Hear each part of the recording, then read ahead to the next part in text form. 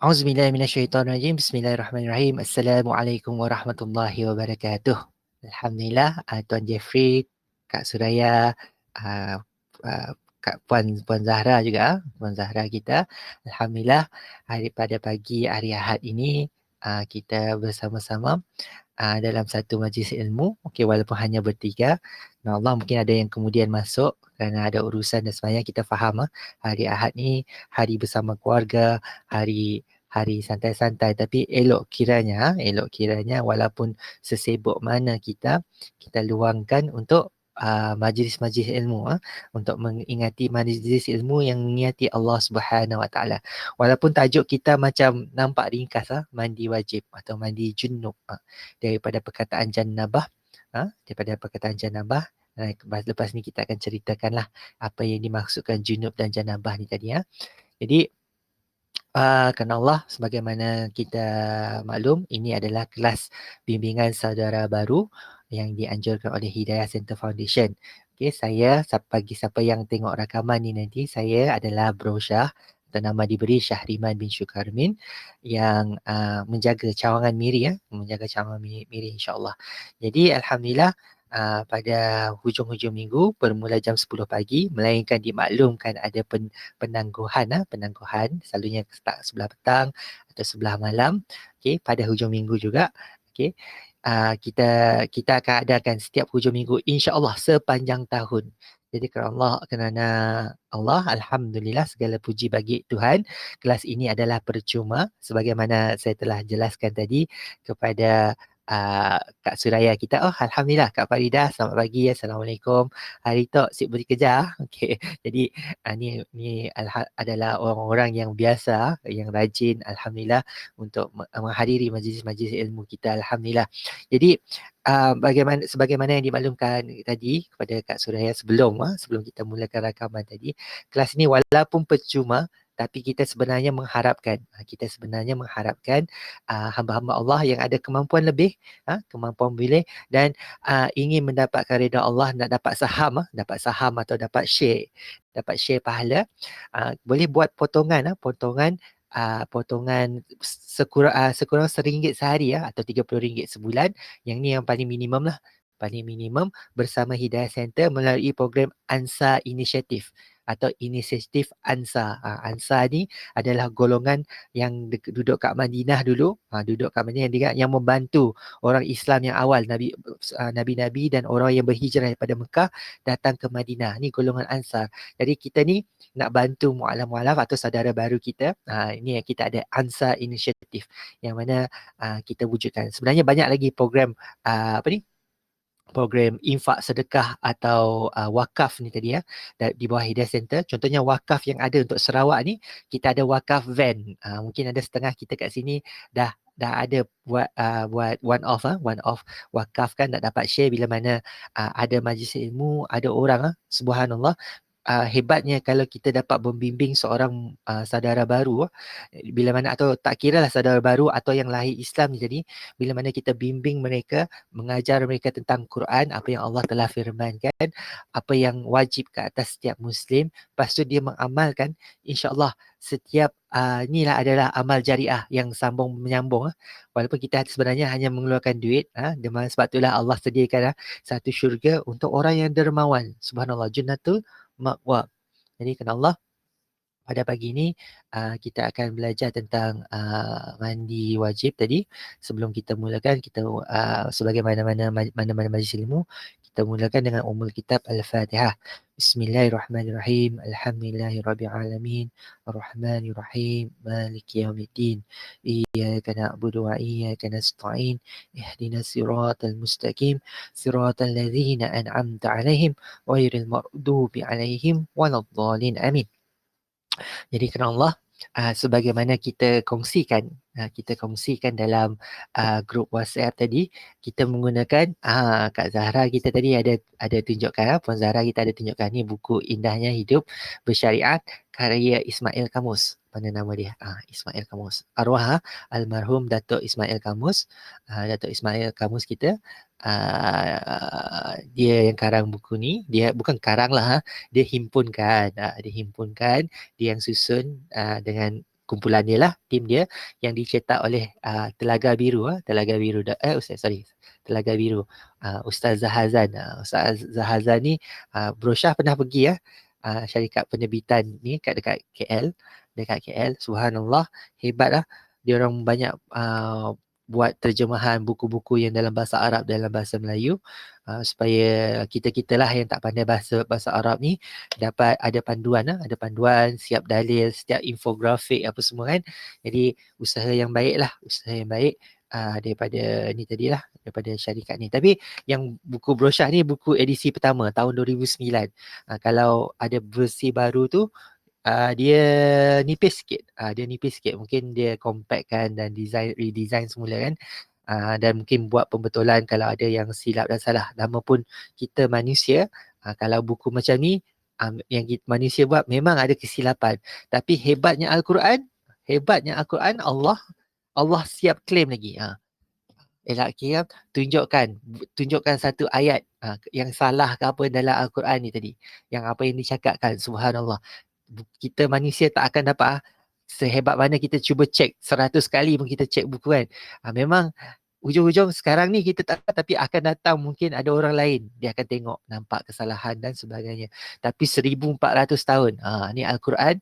Sebab tu kita kata mujizat paling besar Nabi Muhammad sallallahu alaihi wasallam bukanlah membelah bulan, macam kita tengok Nabi Musa belah laut, macam kita tengok Nabi Nuh tingginya 90 hasta. Semalam anak tanya kan, Nabi Nuh tinggi, Nabi Nuh sangat tinggi, subhanallah, sangat tinggi. Okey, faham Tuan Jeffrey. Hilang dari radar memang jauh daripada untuk masalah kita dalam talian. Bila dalam talian memang ada yang bila terganggu dengan ni tadi, cuma kita fahamilah. Tapi insyaAllah ada rakaman kita sediakan, nanti kita upload rakaman tu ke YouTube untuk mudah ditonton semula kalau siapa yang tak dapat hadir atau terputus hari ni. Okey, jadi kerana Allah, kita mulakan dengan umul kitab Al-Fatihah. Bismillahirrahmanirrahim. Alhamdulillahirabbil alamin, arrahmanir rahim, maliki yaumiddin. Iyyaka na'budu wa iyyaka nasta'in. Ihdinas siratal mustaqim, siratal ladzina an'amta 'alaihim ghairil maghdubi 'alaihim waladdallin. Amin. InsyaAllah sebelum kita ni juga kita perbetulkan niat kita dengan doa kita. Bismillahirrahmanirrahim. Kita minta doa agar Allah dapat bagi kita kefahaman kepada apa yang dipelajari. Allahumma aftah alaina hikmataka wa anshur alaina min hazaini rahmatika ya arhamar rahimin. Dan kita baca doa Nabi Musa untuk kita dilapangkan dada untuk dapat menerima ilmu baru. Rabbi syrah li sadri wa yassir li amri wa hlul 'uqdatam min lisani wa yafqahu qawli. Allahumma faqihna fid din wa 'allimha ta'wil. Okey, sekejap takut terganggu oleh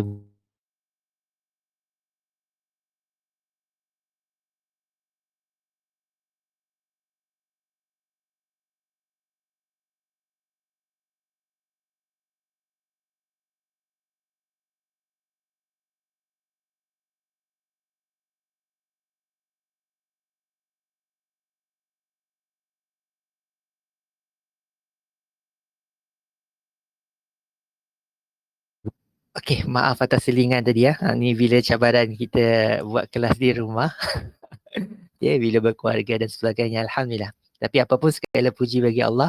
Kata Allah, kalau rumah Allah, rumah-rumah Allah, termasuklah rumah kita, tempat kita sembahyang dan semayanya, tak dihidupkan dengan kanak-kanak, maka something wrong lah. Something wrong di situ something wrong di situ.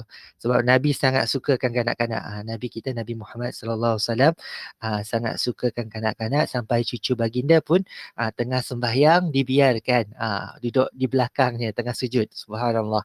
Jadi kena Allah, jangan kita ni tadi pastikan kita menyantuni walaupun tadi Brosyah sekejap cuba ni sebab nak bagi perhatian lebih lah untuk ni, takut terganggu dengan bunyi-bunyi dia main telefon tadi kan. Jadi kerana Allah kita teruskan. Jadi tajuk kita hari ni adalah mandi wajib. Kalau disebutkan mandi simple lah mandi kan. Semua orang ada mandi. Tapi kerana Allah, mungkin ada tempat-tempat tertentu, contoh macam di Kutub Utara atau di tanah gurun sendiri, tanah Arab, tanah Afrika yang kering tandus, tak banyak air. Jadi kadang-kadang istilah mandi tu mungkin mandi seminggu sekali, sebulan sekali, wallahualam.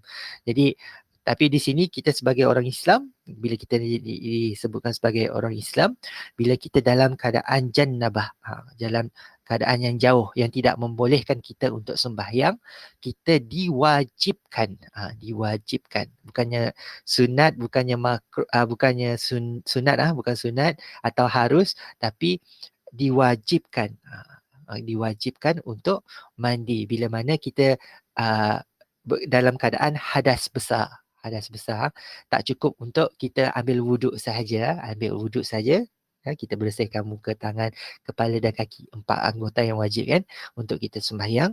Tak cukup macam tu, bila kita berhadas besar, kita kena mandi, istilahnya mandi, maksudnya mandi tadi meratakan, membersihkan badan, meratakan badan, air ke seluruh badan, ke seluruh badan.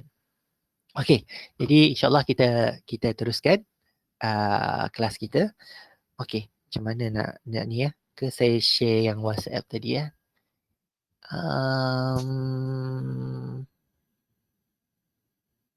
Tak apa, kita cerita dulu. Kalau saya nak cerita dulu macam mana?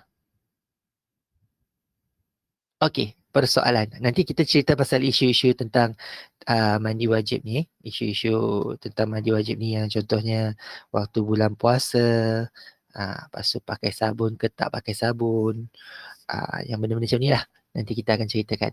Jadi bila istilah mandi wajib ni tadi, kita kena tahu apa rukunnya, apa rukun yang mesti ada dalam segala ibadah. Segala ibadah. Apa yang ibadah? Setiap amal atau ibadah akan dimulakan dengan niat. Niat mesti ada. Kalau kita tak ada niat untuk, kalau niat kita lain, maka tak dikira lah. Tak dikira. Jadi siapa yang ada buku Indahnya Hidup Bersyariat, boleh buka muka surat 69. Tapi kalau saya rasa, kalau versi baru mungkin muka suratnya tak sama. Tak sama. Okey.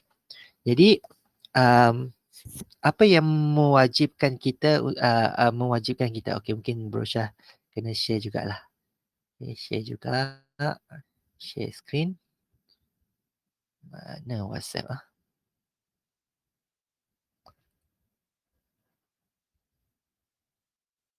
Okey. Okey, tadi ada share kan? Mana dia? Okey ni. Alah, kecilnya. Boleh nampak InsyaAllah.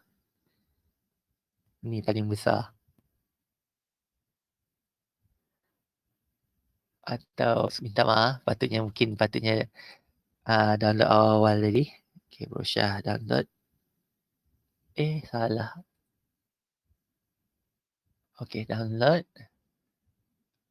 3 muka surat tadi silap.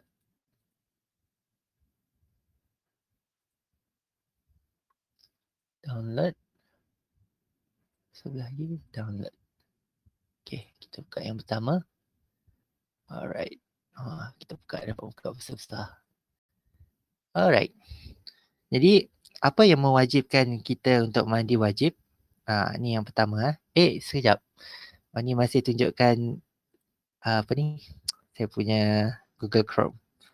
Saya tukar sharing kepada Picasa tadi. Ni. Alright. Ni baru besar. Okay.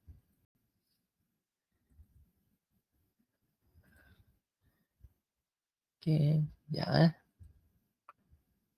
hilang lah. Okay. Minta maaf. Sekali lagi sharing screen. Okay.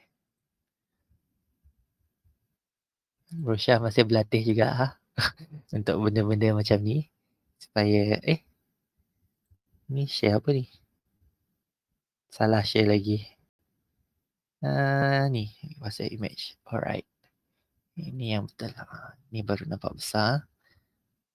Okay. Okey. Jadi ada berapa sebab kita untuk mandi wajib. Dekat sini disenaraikan ada 6. Okey, ada 6. Okey, just ulangan untuk bersama. Bagi yang dah berkeluarga, bersuami dan jadi bersuami isteri, ni perkara biasa bila bersama. Jadi bila mana bersama, disilakan bersetubuh atau berjima, okey. Bila mana tadi ada keluar air mani atau tak bagi yang laki-laki, sama ada keluar atau tidak kena mandi, mesti wajib mandi.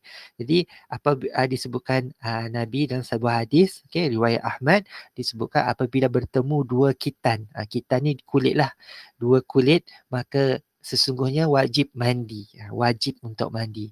Jadi bila Nabi kita, dia tak sebutkan dalam Al-Quran, ada sebutkan dalam Al-Quran, tapi Nabi sebut.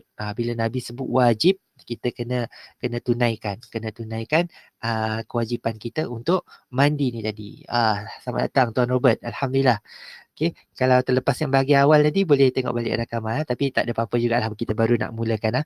Jadi bila cerita tentang mandi wajib, bila nanti Tuan Robert bakal melangsungkan pernikahan dan sebagainya ni kan, bila kita bersama dengan bakal isteri kita, isteri kita lah, isteri kita tu wajib untuk mandi, wajib untuk mandi. Jadi kalau sebelum ni kita mungkin apa ni, tak adalah orang suruh kita mandi sebab tak ada nak sembahyang dan sebagainya. Kita mandi wajib sebab kita nak membolehkan diri kita untuk sembahyang. Tuan Robert dah keluar dah. Tuan Robert dah keluar dah. Okey, tak apa. Kita teruskan, sama ada keluar air mani atau tak, wajib untuk mandi. Ni daripada hadis tadi. Jadi kat sini diajarkan, kalau dalam buku ni saya ada doa lagi. Doa lagi, kita minta perlindungan daripada Allah, minta perlindungan daripada Allah, sama ada kita ni tadi lah, kita minta lindung daripada syaitan. Syaitan apabila bersama ni tadilah, dan kita harapkan ada rezeki lah, dan apa ni, kepada anak tu tadi, rezeki anak tu tadi. Okey, Tuan Jeffrey nampaknya ada masalah lain, boleh keluar masuk tak apa. Nanti boleh ni dah. Jadi ni ada doa dia. Jadi kalau nak amalkan, ni Allah ajarkan, Allah sendiri ajarkan apa doa dia. Rasanya dalam Quran, dalam Quran mungkin ada doa ni. Okay, nanti Bro Syah double check sama ada ni daripada Al-Quran atau daripada ulama. Jadi kita kena faham, kadang-kadang doa yang kita selalu baca, doa makan. Doa makan sebenarnya tak ada ni. Doa makan tu dibuat oleh orang yang alim terdahululah. Dia melazimi untuk berdoa, minta dengan Allah keberkatan. Allahumma barik lana fima razaqtana wa qina azabannar. Ini sebenarnya doa yang disusun oleh ulama untuk kita. Mungkin dilazimilah daripada hadis Nabi dan sebagainya, untuk kita sentiasa minta jauh daripada api neraka kan. Dan kita minta keberkatan dalam makanan yang kita makan. Jadi disusun untuk supaya kita melazimi untuk baca selain pada bismillah. Bismillah tu yang ada disunahkan. Sebelum makan kena ada bismillah. Jadi bila macam doa-doa macam ni, kadang-kadang macam ni kita tengok doa bila bersama suami isteri, ada doa, mungkin doa ni memang dalam Al-Quran, atau doa tu disusun oleh orang alim yang terdahulu, yang orang tahu. Sebab tak salah untuk kita buat doa, meminta lah dengan Allah, sebab kita pun dalam Al-Fatihah, iyyaka na'budu wa iyyaka nasta'in, hanya engkau yang kami sembah dan hanya engkau kami mohon pertolongan. Jadi kat sini ada doa untuk suami isteri, insya-Allah. Sekejap anak saya ni memang nak cari.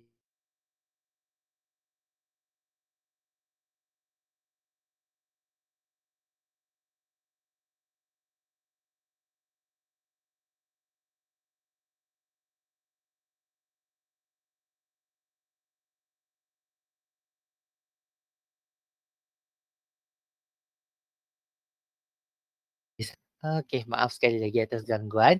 Jadi kita terus kepada sebab kedua. Okey, sebab kedua kita mesti mandi wajib, keluar mani tadi sengaja atau tak. Okey, sama lebih kurang sama yang pertama lah. Okey, sama yang pertama, keluar atau tak, atau kita buat sendiri ya, macam yang laki-laki ya. Ada yang apa istilah dia?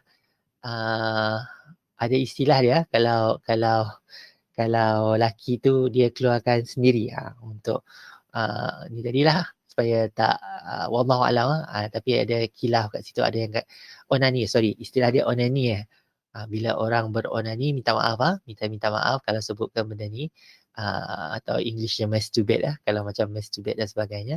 Kalau keluar wajib mandi, wajib juga mandi wajib wajib juga mandi. Sama ada sengaja atau tak. Sengaja atau tak. Contohnya kadang-kadang pagi-pagi sedar-sedar bangun, kenapa ada keluar kan? Ni kan. Jadi mungkin dalam mimpi ke wallahu alam dalam mimpi dan sebagainya, kita pun tak di ni lah, tak di kena mandilah, wajib untuk mandi tadi Alright. Kenapa saya punya skrin ni hilang-hilang keluar logo Majlis Islam pula. Alright. Okay. So sebab ketiga mati. Sebab tu kalau siapa-siapa yang meninggal dunia, kita tak dapatlah mandi diri sendiri Kita tak dapat mandikan diri sendiri. Kita yang Muslim yang lain menjadi fardhu kifayah. Kewajipan kita bila mana kita dengar orang meninggal dunia, kita bantu urus. Bantu urus sebelum kubur tu kita mandikan. Mandi wajib lah. Mandi wajib tadi Jadi kalau mati wajib mandi. Yang sebab keempat, ni untuk perempuan sahaja. Untuk perempuan sahaja. Haid, laki-laki tak adalah datang haid Untuk perempuan sahaja, bila datang bulan tu, wajib untuk mandi juga. Dah habis Bukannya waktu tengah datang bulan tu mandi kan. Maksudnya dah habis, darah dah tak keluar lagi. Wajib untuk mandi supaya dapat untuk sembahyang tadi. Kemudian sebab kelima, nifas. Bagi yang tak tahu, ada beza darah datang bulan dengan darah yang datang lepas beranak. Kalau kita beranak, nama darah yang keluar waktu beranak tu adalah darah nifas. Jadi lepas beranak pun, kalau dah habis darah tu keluar, darah tu tak keluar lagi lah. Lepas macam kalau berapa minggu, rasanya wallahualam 3 bulan tu mungkin ada masih kena pakai pad lah. Kena pakai pad juga untuk ni kan. Jadi kena tunggu habis dulu baru kita mandi. Kemudian ni darah wiladah. Wiladah ni kadang-kadang dikait juga dengan darah penyakit jugalah. Kadang-kadang bila keluar darah tu maka kita dah habis keluar semua, baru kita mandi wajib. Jadi seterusnya kita akan tengok cara-cara. Subhanallah, mungkin gambar ni ada yang tak nampak tapi Bro Syah cuba ni. Okey, kalau kita hafal, kita akan mulakan ni rukun mandi wajib. Okey, apa yang kita wajib buat. Okey, rukun mandi wajib simple je. Okey, ada 2 saja. Rukun mandi wajib ada 2 saja. Okey, 1 niat. 2, ratakan air ke seluruh anggota badan. Okey, seluruh anggota badan yang nampak. Zahir ni maksudnya yang nampak. Batin tak nampak kat dalam. Okey, zahir yang nampak. Bila disebutkan zahir, zahara, dia pakai perkataan zahara, nampak, zahir. Kita ni, maksudnya nampak dalam telinga tak nampak kan. Dalam telinga tak nampak, tak wajib lah masukkan air dalam telinga kan. Yang luar telinga saja, luar telinga. Contohnya pusat, sama juga pusat yang nampak, bahagian yang nampak. Yang dalam pusat tu taklah diwajibkan untuk korek-korek kan. Subhanallah. Jadi sama untuk bahagian kemaluan, bila yang zahir saja, taklah maksudnya kena korek kat bahagian dalam juga sekali pastikan tak ada lagi najis kat dalam, tak ada sampai tahap macam tu Jadi maksudnya minta maaf saya minta maaf sebab ni topik mandi kan, jadi kena ceritakan lah. Jadi pertama sekali kita kena baca niat. Niat ni sebenarnya dalam hatilah, kita niat mandi kerana Allah nak supaya dapat bolehkan kita untuk mandi. Kalau kita tak lafaz pun tu tak jadi masalah, tapi cuma niat yang dalam hati tu kena ada. Bila kita sebelum kita curahkan air tadi, kita curahkan air, dah ada pasang niat. Bukan dah mandi jadi baru nak pasang niat kan.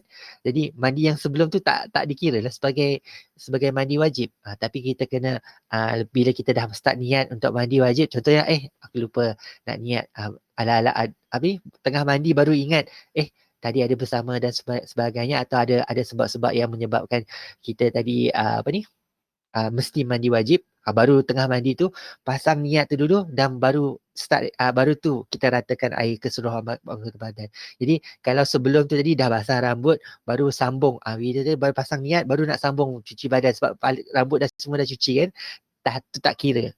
Kena niat dulu baru kita start alirkan air tadi ke seluruh anggota rambut-rambut kita dan sebagainya. Jadi macam mana nak niat?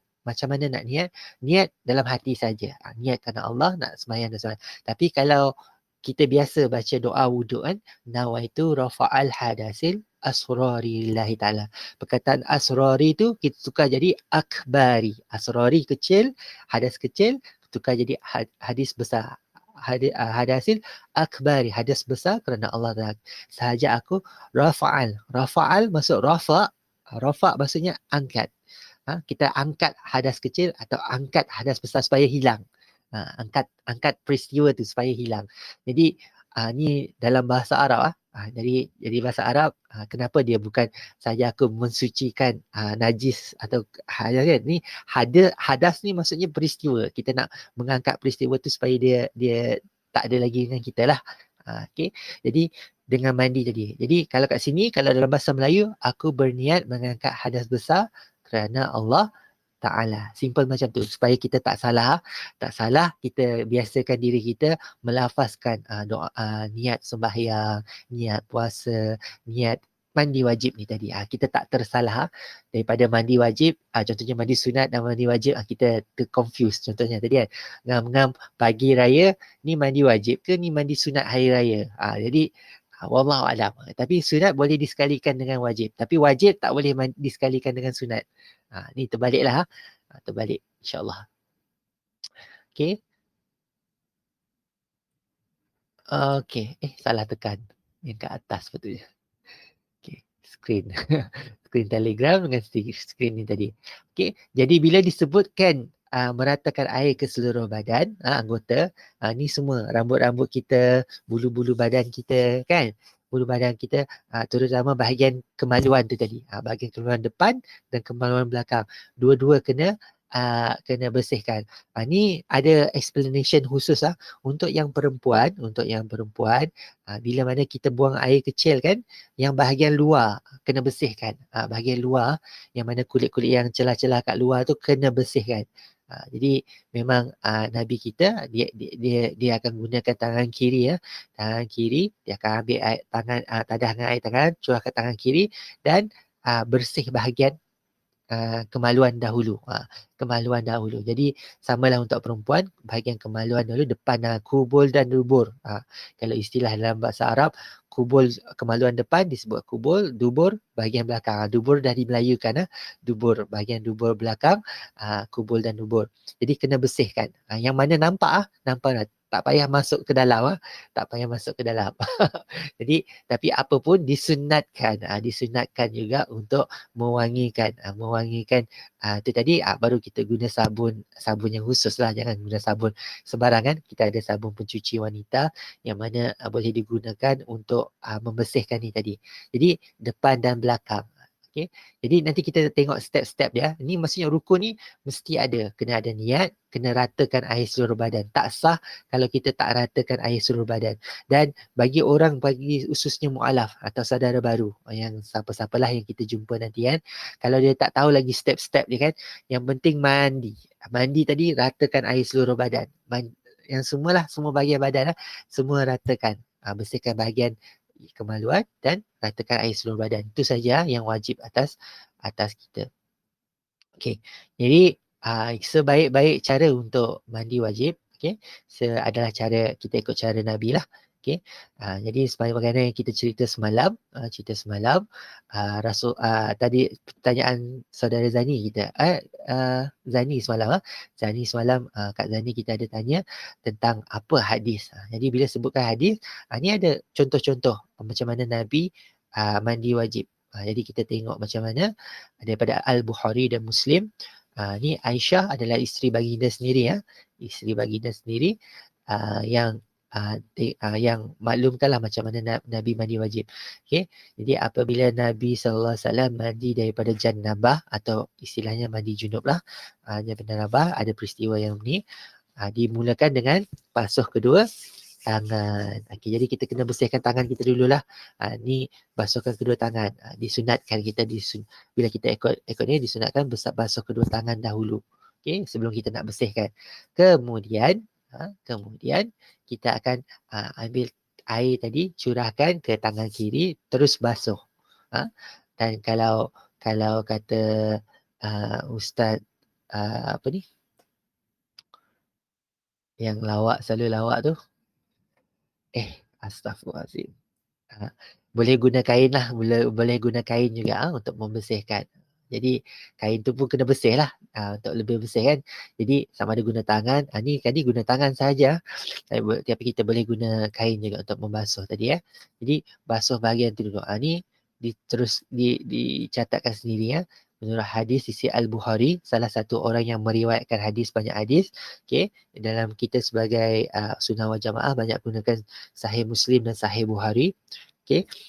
Ni daripada Maimunah, isteri Nabi juga, salah seorang isteri baginda membasuh kemaluannya dan kekotoran yang mengenainya. Okey, kita maksudnya dia basuh kemaluan, dan kalau ada najis pada badan kalau ada najis pada badan, tanah bukan najis tanah bukan najis tapi ada kekotoran yang mengenainya, apa-apa ni tadi, yang ni kena buang dulu.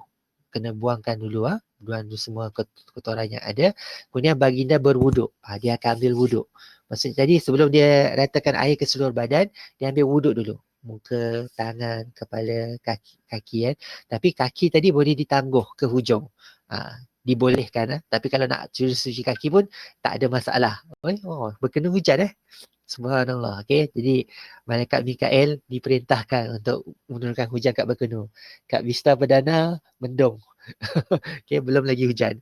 Ni untuk makluman Tuan Jeffrey lah. Okey, kat Permai ni tak hujan lagi. Okey. Jadi kalau disebutkan sini okey, maksudnya tadi bila dah habis wuduk, dia akan masukkan air ke jari-jari jari-jari tu dia dan bersihkan rambut. Dia akan rambut dan gunakan air 3 cebok daripada tangan tadi untuk ratakan seluruh badan. Jadi brosyah pun tak pasti 3 cebok ni berapa banyak air Cebok tangan mungkin tadahan tangan lah. Nanti kita cek sama-sama istilah cebok. Nama-nama pun orang Melayu tapi bukan orang Melayu lah, orang Jawa Cina. Kalau ikut keturunan bapa Jawa Cina. Jadi tapi pendidikan kita sekolah bahasa Melayu lah. Jadi bahasa cebok ni tak pasti juga berapa banyak air cebok tu. 3 cebok tangan tadi diratakan ke seluruh kulit tadi. Kulit badan lah istilah dia, kulit badan. Jadi ni hadis lain. Ni tadi hadis pertama daripada Aisyah. Hadis kedua daripada isteri baginda seorang lagi, Maimunah. Ada 2 isteri Nabi. Okey. Jadi kita tengok lagi seterusnya. Alright. Okey. Perempuan, apa ni mandi kerana haid sunat menggunakan sedikit kasturi atau benda lain agak wangi untuk membasuh kesesan darah. Bau tidak menyenangkan, cara mengelakkan wangian itu dan kapas dan dicalik ke dalam farash. Ni tadi yang brosyah sebut tadilah. Maksudnya ada wangi-wangian. Untuk bagi yang ada darah haid, apa semua, darah kan bila dah lama, dia akan bau. Tak kiralah darah perempuan atau darah yang keluar. Bila mana darah tu satu najis, darah tu satu yang berbahaya kan. Virus boleh tersebar melalui darah dia. Virus AIDS ke, virus COVID ke, memang boleh tersebar melalui darah. Jadi dia masuk dalam ni, jadi bahayalah, sangat-sangat bahaya. Sebab tu kita sebagai orang Islam pun bila makan sembelih, kena makan daging yang disembelih, yang mana darah tadi semua dah terkeluar. Kita sembelih ni tadi sebab kita nak mengeluarkan darah daripada binatang tu, sebab kita tak boleh makan darah. Kita bukan vampire, bukan pontianak nak makan darah. Jadi kadang-kadang kita boleh persoalkan bila kita makan ayam atau daging kan, nampak kenapa banyak darah kat bahagian ni kan. Sepatutnya kalau cara sembelihnya betul dan dia tak mati terus lah, sebab memang kalau kita sembelih kita potong urat halkum tadi, sebenarnya dia saraf kepada otak binatang tu atau ni tadi kan, dia masih berfungsi. Bila masih berfungsi, paru-paru jantung masih mengepam, jantung maka keluarlah semua darah ni. Bunyi macam kejam bunyi macam kejam, tapi sebenarnya Allah perintahkan macam ni untuk kesihatan kita. Jangan kita makan daging yang berdarah, darah tadi yang tak disembelih. Ya, sebab tu kalau melainkan darurat, melainkan tak ada makanan lain, memang tu saja yang ada, maka tu lain ceritalah. Tapi kalau yang dalam kebiasaan, memang kita kena makan yang disembelih ni tadi. Alright. So, ada soalan setakat ni? Kalau ada soalan boleh type dalam grup boleh type dalam grup. Jadi Allah Akbar. Kenapa keluar logo pula? Mana saya punya file? Sekejap Dah mungkin sebab main screen. Saya guna Picasa. Okey, mana tadi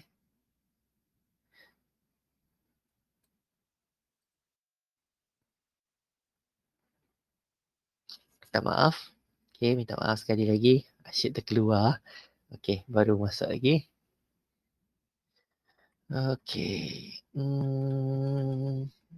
Okey, ni tadi Right. Okey. Ni peringatan Peringatan tadi bagi perempuan, pastikan kita mewangikan. Ni sunat lah. Disunatkan untuk mewangikan. Okay, jangan biarkan berbau. Kemudian peringatan jika ada najis di seluruh badan, ni wajib.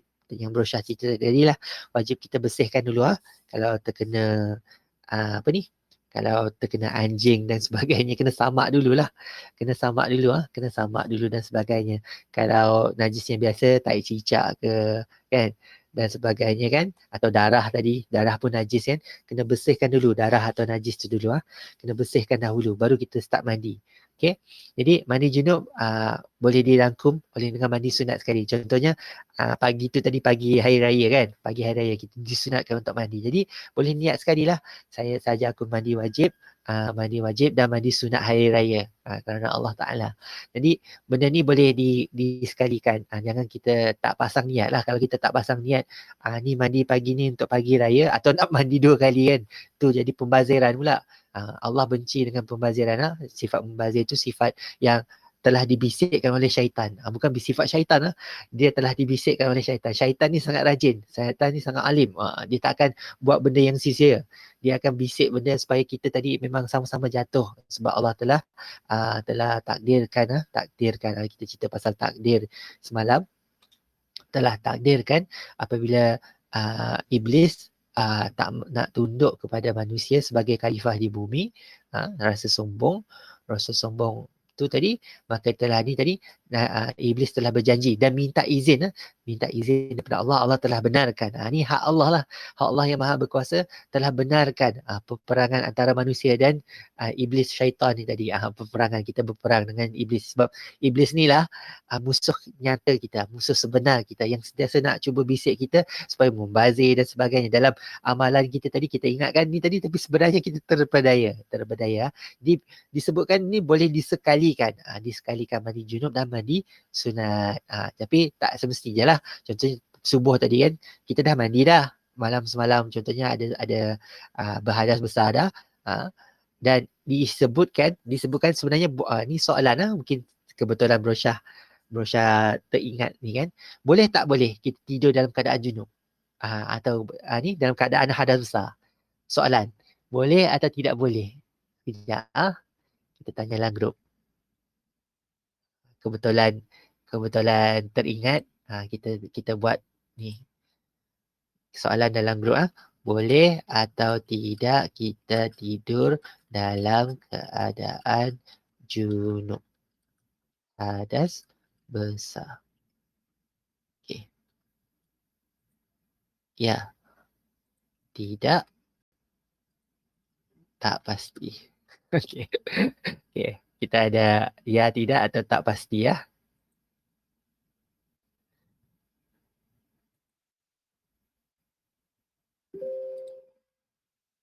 Okey. Sekejap. Alah, Kak Faridah. Kak Faridah jawablah dalam grup. Okey, Kak Faridah. Kak Faridah tadi dah jawab dalam grup. Tapi yes, jawapan Kak Faridah. Okey, yang lain macam ni. Kena kami tulis ya tidak. Boleh, tidak boleh. Sepatutnya. Saya dapat diedit kah? Oh, saya dapat diedit. Siapa? Ya dia tadi maksudnya boleh. Tidak tadi maksudnya tidak boleh lah. Yang ketiga tadi si tahu pada si tahu lah. Okey. Siapa yang bersama kita secara online kena tahu dalam grup Telegram, tanggal dalam bahagian chat, boleh atau tidak boleh kita mandi wajib. Sorry, kita tidur dalam keadaan masih berhadas besar. Macam ni. Boleh jawab ya atau tidak? Ada si yang menjawab? Okey, jawablah dalamnya ya atau tidak dalam poll tu. Okey, ada 3 vote Dah ada 3 vote. Macam ni nak tangganya pun hasil lah. Okey, kita boleh ya. Oh, Kak Zani ada bersama. Ingatkan set dah, Dek. Pas kami tiap Ustaz. Okey.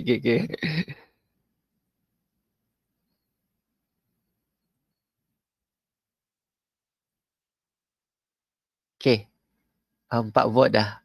Okey. Okey, ya ada tidak pun ada orang jawab. Tak pasti. Okey, 5 vote. Alhamdulillah.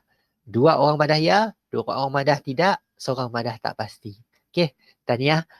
Kita sesi belajar. Kesilapan kat situ saya ada masalah. Tok dalam nama, kita belajar. Jadi, boleh atau tidak kita akan rujuk kepada Nabi kita Nabi Muhammad sallallahu alaihi wasallam. Jadi ada satu hadis meriwayatkan isteri baginda sendiri Madah Nabi tidur.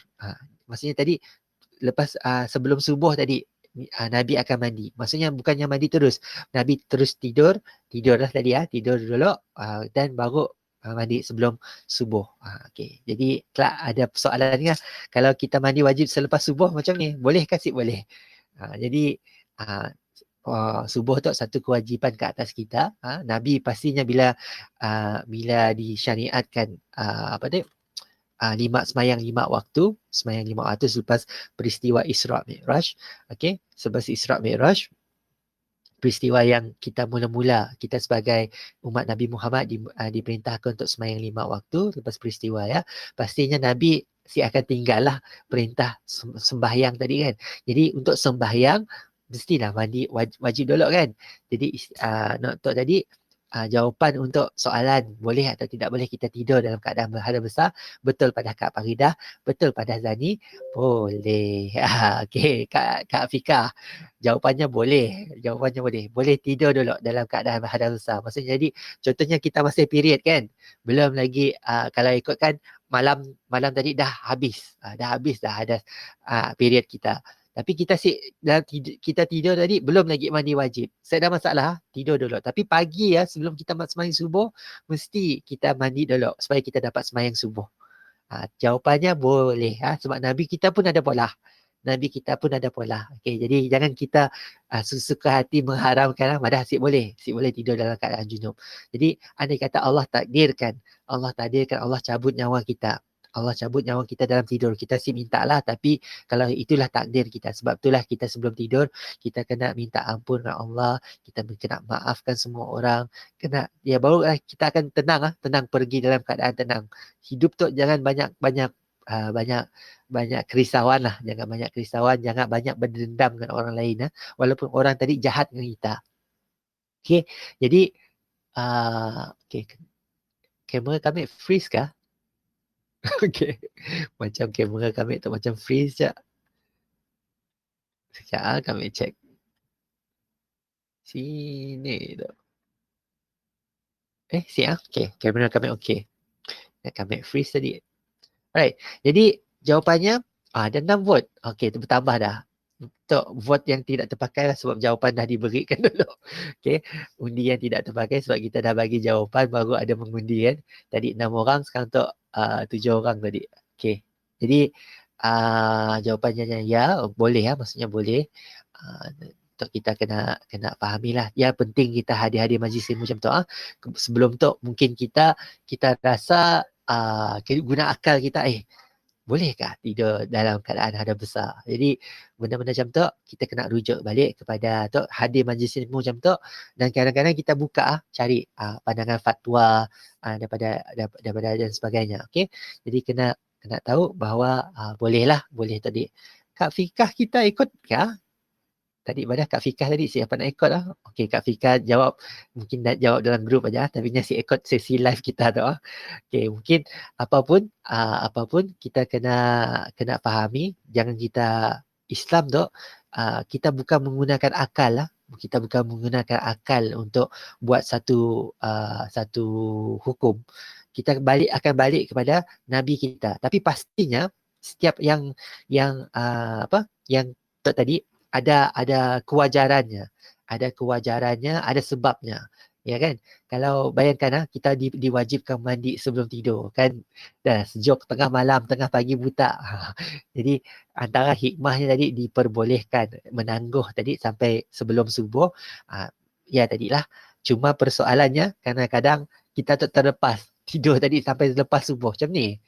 Atau terus bangun pagi baru terbangun baru macam ni. Jadi kita kena segerakan mandi wajib yang tadi. Kena usaha untuk segerakan mandi wajib yang tadi. Bila bangun je tidur, kita segerakan mandi wajib, dan kalau tadi dah terlepas waktu subuh, kita qada'kan waktu subuh yang tadi ya. Jangan kita tinggalkan sebab solat tu adalah satu yang penting, satu yang kewajipan yang kita kena tunaikan. Okey. Jadi situ ditunjukkan cara-cara mandi wajib. Pertama sekali, niat. Kedua, basuh seluruh badan, zahir, air kulit masuk rambut sekali ya. Itu tadi ya, kita ceritakan. Kemudian, untuk perkara sunat.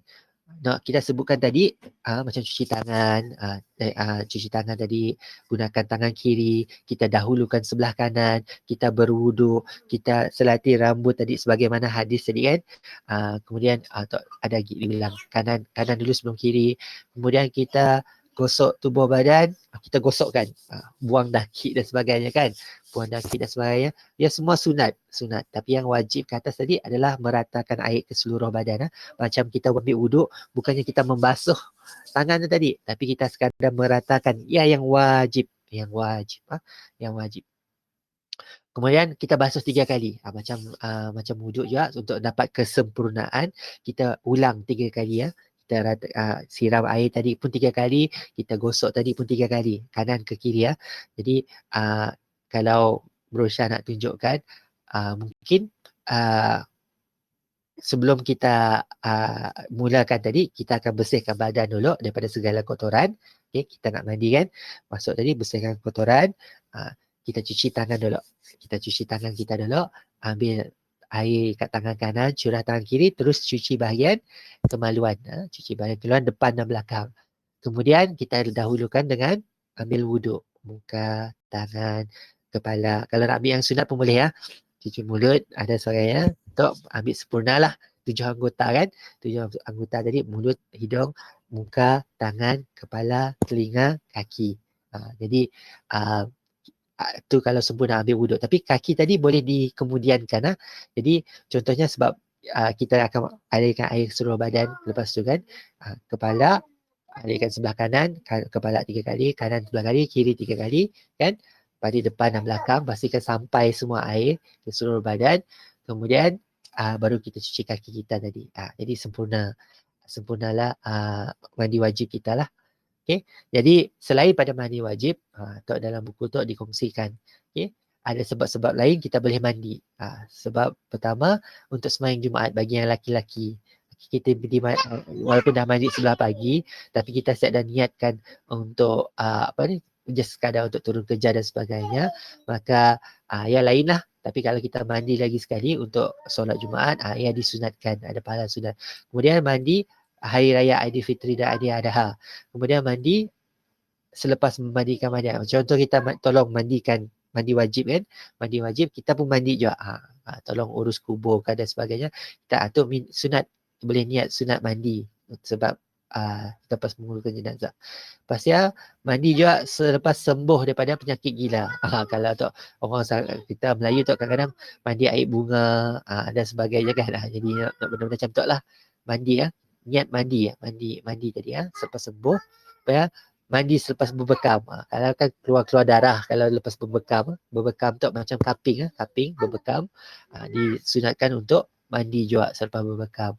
Pasal mandi kerana hendak ihram. Okey, jadi kita nak, sebelum kita tunaikan haji, kita nak tunaikan umrah atau haji, kita nak pasang ihram, niat ihram. Pasang ihram, kita disunatkan untuk mandi juga. Kemudian mandi kerana hendak masuk kota Mekah pun sama juga. Boleh juga mandi Mandi kerana hendak wukuf Arafah. Tok tiga tu terkait dengan ibadah umrah dan haji Umrah dan haji. Jadi tok sebab-sebab kita boleh untuk mandi tadi Jadi apa isu-isu yang ada dalam tu tadi. Jadi selalu yang dipersoalkan dalam mandi wajib tu tadi, adakah boleh kita teruskan puasa bila kita belum mandi wajib? Tak soalan kita tanya dalam grup lagi sekali boleh? Okey. Macam ni Okey. Ya. Okey, kita akan puasa di bulan Ramadan. Okey. Sekali lagi kita tanyakan. Okey, Paul.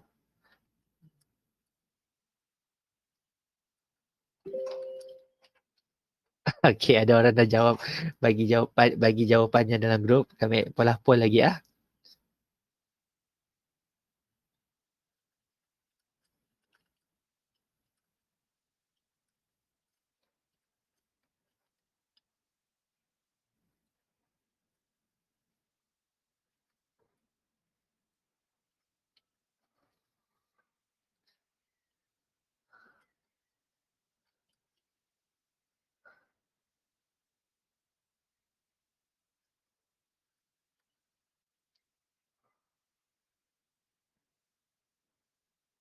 Jom kita tengok jawapan. Adakah sah puasa apabila belum mandi wajib selepas solat subuh? Tadi Bro Syah ada sebutkan, kalau kita nak tunaikan solat subuh, pasti kita kena mandi dulu wajib sebelum solat subuh tadi kan. Jadi kalau istilah puasa macam ni, mesti mandi wajib dulu sebelum puasa. Kat ni kita dah jawapan, kat sini beri jawapannya boleh.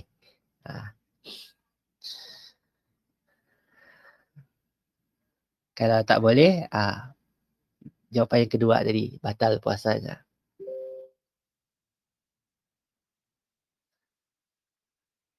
Okey. Setuju je Okey, setuju je untuk Tuan Jeffrey tadi. Sebelum tidur kita banyakkan zikir dan lafaz syahadah tadi. Subhanallah. Okey. Boleh diamalkan kita tengok 3 vote dah masuk, 3 undian telah masuk. Selepas kita bagi jawapan, undi tak dikira Okey. Macam mana nak buka tu? Okey, dah keluar. Okey, ada 3 vote, 2 orang madah sah boleh terus puasa, ada seorang madah batal puasanya. Dapat dipakai mesti mandi wajib dulu. Contohnya tadi dia dah habis haid malam sebelumnya tapi belum pergi mandi wajib. Jadi esok harinya terus dikiralah puasanya. Ya istilahnya tadilah.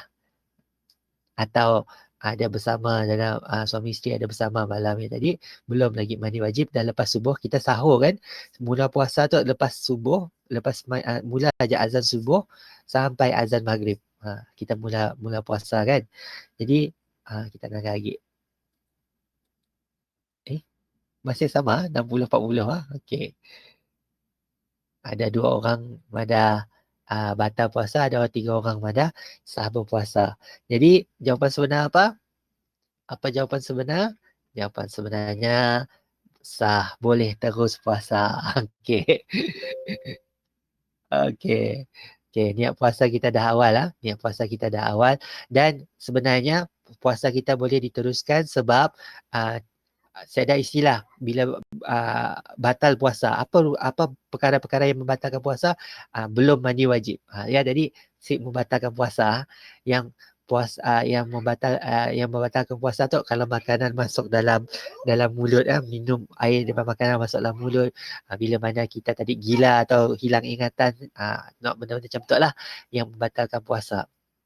Tapi bila belum mandi wajib tidak membatalkan puasa. Jadi boleh teruskan puasa. Cuma masalahnya sebelum puasa kita ada kewajipan untuk menunaikan solat. Sebab kalau solat kita tak jaga solat kita, maka amalan-amalan lain adakah di tangan atau si. Jadi sebab solat adalah tiang agama, maka kita kena jaga kena mandi wajib lah untuk sembahyang subuh hari tadi. Jadi untuk istilahnya, jadi ada riwayat yang mengatakan tak akan masuk malaikat ke rumah-rumah orang yang apa ni, masih ada hadas besar tu tadi. Daripada gambar-gambar binatang, gambar-gambar makhluk haiwan yang hidupan apa semua tu tadi, bila orang yang berhadas besar pun malaikat cik akan masuk. Tapi malaikat yang dimasukkan bukannya malaikat Israel lah. Israel sentiasa datang ngabas kita bila dah sampai masa kita, dan malaikat contohnya Atid Rakib yang sentiasa mencatat amalan kita sentiasa bersama. Malaikat yang dimasukkan malaikat yang datang membawa rahmat, datang rezeki. Jadi datang rahmat dan rezeki itu tadi, si akan masuklah dalam rumah orang yang masih berhadas besar. Jadi kalau sebaiknya bila mana kita berhadas besar, kita menyegerakan mandi wajib tu. Mandi wajib tu jaga kebersihan dirilah, kesucian diri tu tadi. Tu yang sebaiknya. Okey. Jadi tu isu-isu yang ada dalam dalam kita mandi wajib tu tadi.